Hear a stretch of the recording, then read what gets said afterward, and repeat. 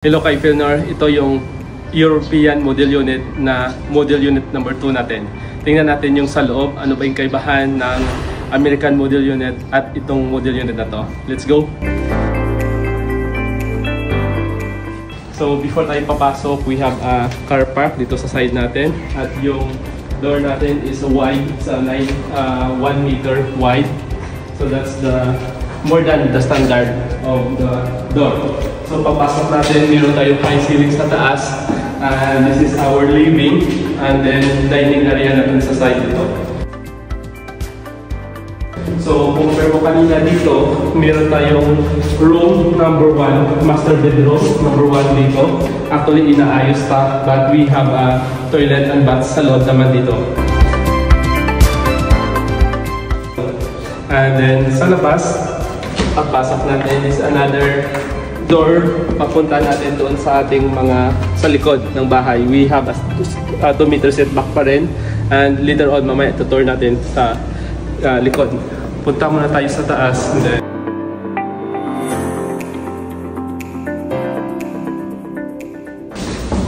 so meron tayong open dito, open space dito, going to the bedroom number 2. So yung bedroom number 2 natin is same sizes, 12 meters per meters, 4 by 12 yung size natin. That's our toilet.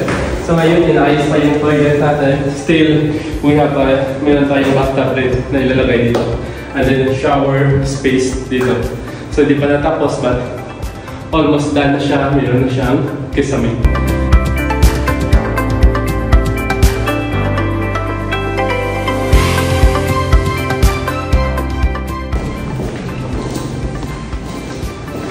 We go for balcony.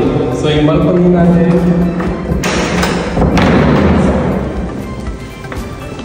this is our balcony going to the ocean. So kung makikita natin papunta doon sa dagat, every unit natin mayroong ganitong balcony. At least may view pa rin yung bawat bahay. And yun yung kabuuan ng tour natin ng bahay. Yung property natin dito is, if you were looking for 2 to 3 or 3 to 4 bedrooms, pwede natin ma-maximize. But the model unit right now is currently 2 bedroom. And your options lang kung idagdagan natin or not. And well, contact us if you want really to design your house. Tutulungan namin kayo. That's it. Next naman natin papakita yung dirty kitchen natin at saka powder room dito sa kilid. Let's go.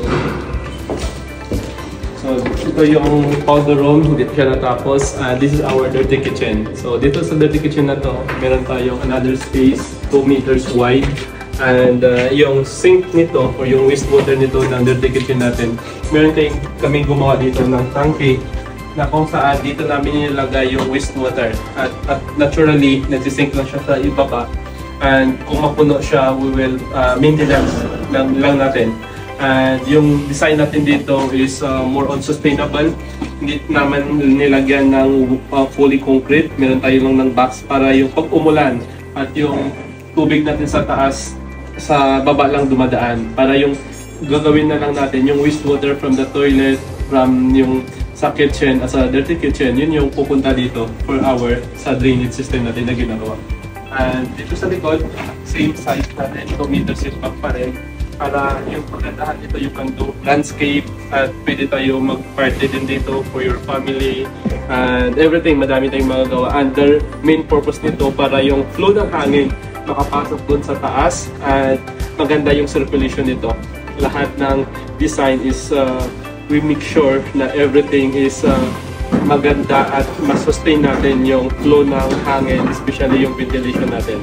So yun yung kapuan ng tour dito sa bahay ng Santorini Village.